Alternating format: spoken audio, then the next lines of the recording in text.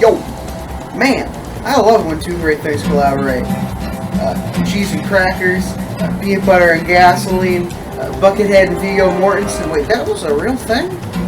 Yeah, Buckethead's done quite a few albums with other artists. Bootsy Collins, Les Claypool, Bill Moseley, Guns N' Roses, again Viggo Mortensen, and most recently, Madeline Cyrille Miller, with the album Veins of Institution. Madeline Cyrille Miller is a singer and musician and basically came out of nowhere.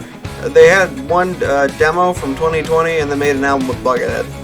The only real thing they're known for besides that was in 2024 they were crowned, and I quote, the inaugural Youth Poet Laureate of Santa Barbara. I don't know if that's a big deal or not, never been into the poetry scene. Anyway, I love this album. I think I might be the only one. Now maybe it's because I was looking on Reddit, but every time I see anyone talking about it, it's always some of the most angry shit I've ever seen that stems from the fact that she's touring with Buckethead. And like, half of the people complaining aren't even seeing them in concert. And even then, the people who saw them in concert said, well, yeah, they played a bunch of the music from the album, Veins of Institution. There was a ton of, Buckethead songs people like. I think part of it was the announcement after tickets had been purchased that she was touring, which could be annoying, but I don't know why you wouldn't still go. A lot of hate came from the fact that a ton of people think Miller can't sing, which, no, I've heard better, but I mean, I've also heard a lot worse.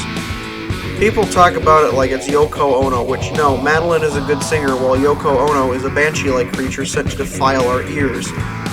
Anyway, now that I've talked about the shit surrounding the album, what about the contents of the album itself? Veins of Institution is, in my opinion, similar to Lou Reed and Metallica's album Lulu.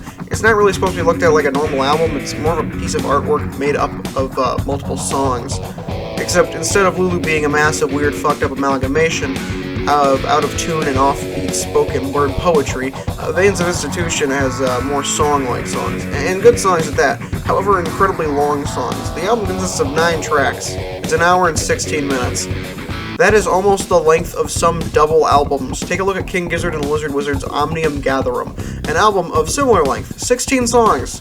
Granted, one is an 18-minute jam session, but longer songs are still good. It's just that Veins of Institution has the time less spread out and much more condensed.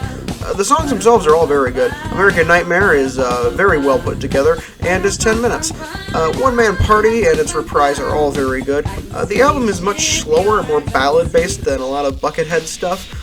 There is more, there is some more good rock stuff on here. American Nightmare again, Monster Made of Freight Cars, Solar and Lunar Rain is a great track, so there is a lot of good stuff here. Suburban Ghost is good, although it's rather long, at just under 7.5 minutes. My main problem is the length, though. While some songs do well at spicing up the sound throughout, a handful tend to drag. It's a good album to listen to while driving or doing work of some kind. It's a relaxing sound, but it's a long sumbitch. It's one of those things where you can't just sit down, plop it on a record player, and just sit in your room in silence and listen to it. There are plenty of albums that do that. This is not one. This is definitely a do something while you listen to it sort of thing. Like go to the gym or do dishes or something of this. I don't know, like gut a fucking duck. I don't know. I mean, just look at this. 10 minutes, 4 minutes, 7 minutes, 11 minutes, 6 minutes, fucking 15, 7, 5, 8.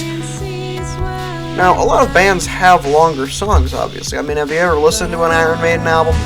Black Sabbath's Megalomania was almost 10 minutes. Metallica has Amorta and about 20 other songs well over 8. Rush has some over 20-minute songs. And again, almost every King Gizzard and Lizard Wizard album has at least one extended jam session. Head On / Pill, 15 minutes, 59 seconds. The River, Infinite Rise, God Is in the Rhythm, Lonely Steel Sheet Flyer were all over 10 minutes and were all on the same album.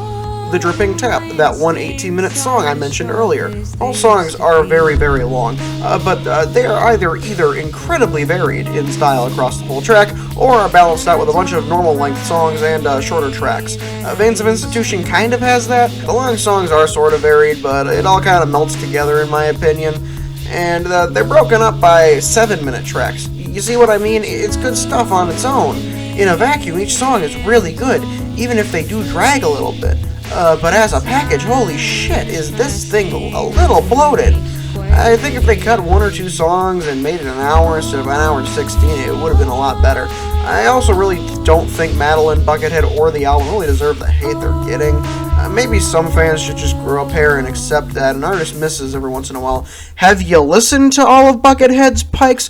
Motherfucker, there are some ones that are just him making sounds on the guitar. But hey, that's just a theory.